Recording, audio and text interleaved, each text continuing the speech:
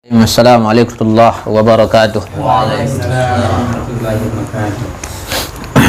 Bismillah, khairul asma, alhamdulillah, mil'al ardi was sama, wassalatu wassalamu ala samsil anbiya wa imamil atskiya, habibina wa syafi'ina wa maulana sayyidina Muhammad Muhammad ibni Abdullah al-khatim wal hatim wa ala alihi wa ashabihi wa miqdarihi al-azim wa ba'du. Al-Mukarram wal Muhtaram Sahibul Bait Fadilatul Ustad Alimuna wa Ustazuna Al-Ustad Rahmat Fauzi Hafizallahu Ta'ala wa ra'ah wa sadallahu ta' insyaallah amin amin rabbal alamin. Mukarram wal Muhtaram Alimuna wa Ustazuna Abang Anda Meruri Tonga insyaallah atallaha hayatah fid darani amin rabbal alamin. Amin Allah. Al-Mukarram Sahibi Kabir Al-Mukarram Al-Ustad Ahlul Manafi' wal Karamat wa summa Al-Ustad Asadud Du'at Al-Mukarram Ustad Sobang wa summa Al-Mukarram Ustad Alimuddin Hafizahullah Ta'ala wa summa Syekh Sahlan. InsyaAllah kita ini termasuk hamba-hamba yang milik Allah Subhanahu wa Ta'ala. Baiklah, kita awali dengan intayan kata yang paling indah dengan ucapan syukur dan ucapan alhamdulillah. Sehingga karena pentingnya syukur itu sehingga Allah ulang dalam kitabnya Al-Quran sekitar 75 kali diulangi kata-kata syukur. Begitulah indahnya balaghahnya Al-Quran. Jadi ternyata di Al-Quran itu sangkit indahnya susunan Al-Quran, ternyata kalimat-kalimat yang sama dengan sinonim dan lawannya itu banyak yang kesamaan.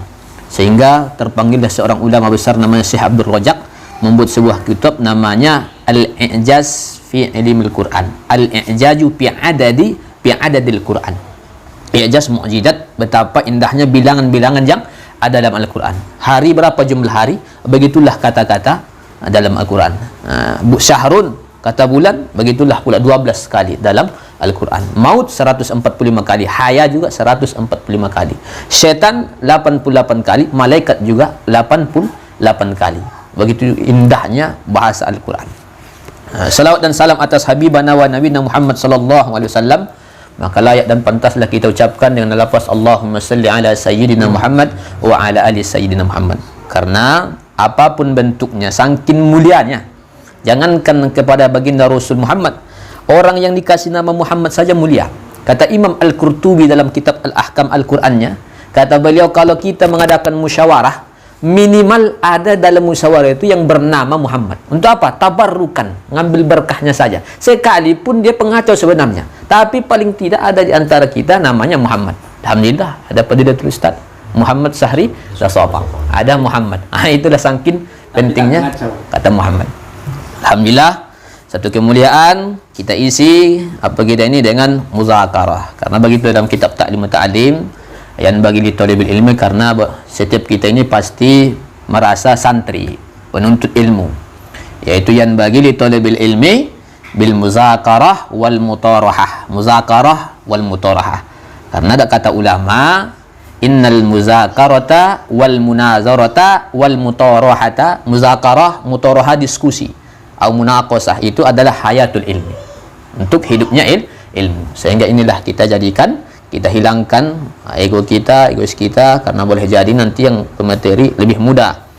Sebagaimana kita saling manafi, mengambil manfaat antara kita. Karena begitu. Karena Imam Malik juga tak segan-segan.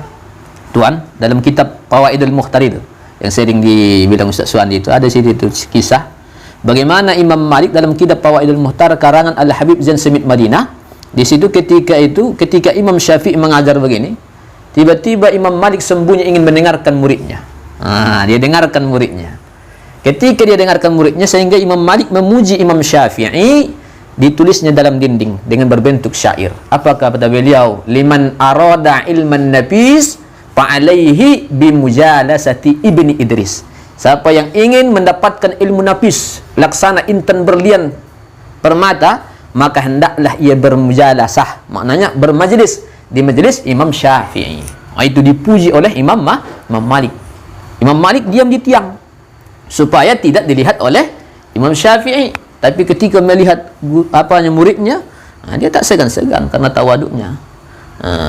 Tawaduk, karena memang hak kita selalu penuntut ilmu adalah at-tawaduk liman fawqaka. Itu berarti tawaduk. sekalipun dia di bawah kita atau di atas kita, mesti tawaduk kita, saling rendah diri. Sehingga ketika itu dia lihat Imam Syafi'i, dijawablah oleh Imam Syafi'i, wa kaifa bizalika ya Malik wa huwa tilmizuka ya Malik. Bagaimana tidak sedemikian, karena itu adalah murid wahai Imam Malik. Saya ini kan murid Imam Malik, begitu. Jadi saling memuji di antara guru dan murid. Ini makanya kita beruntung, karena kenapa kita masih bermuzakarah?